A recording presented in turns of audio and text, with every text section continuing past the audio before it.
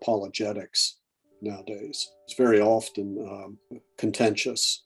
The way that we go about sharing our faith is by showing how everybody else is mistaken or wrong, or we will duke it out in public, and there'll be an apologist against an atheist, and it's this kind of interaction. I guess there's a place for it, but that's not evangelism. It has nothing to do with evangelism. Evangelism is the proclamation of good news, and the good news is that Jesus has a message for us. It's basically this: there is a God, and that God has interacted with humanity, and the focus of that is Jesus of Nazareth, and he's come so close to us that he has identified himself. This is the message of the cross, with our own sins. He has identified himself with our death and overcome it.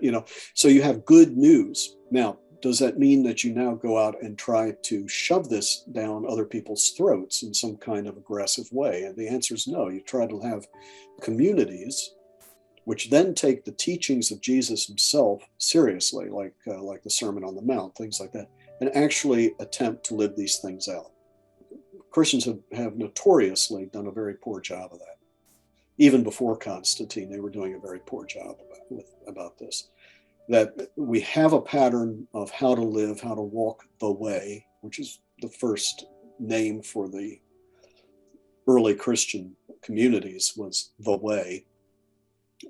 There is a way to live, and we fail to do it. And the best parts of the epistles very often are those chapters that are dealing with the ways Christians are not living as Jesus taught them to do, So evangelism versus polemicism. Polemicism means to argue. I'm going to argue for the faith. I'm going to, they take it from 1 Peter, I think it is, where he says, always have a defense of the faith. But he's not talking about polemics. That's not what the word means. The word simply means is have an intelligent response. And one of the intelligent responses might be without words. It could be in how you live your life. And so if you look very closely, for example, in Colossians, the way that we're supposed to influence the world is by how we live. Jesus basically uses that language, a little leaven, leavens the entire lump.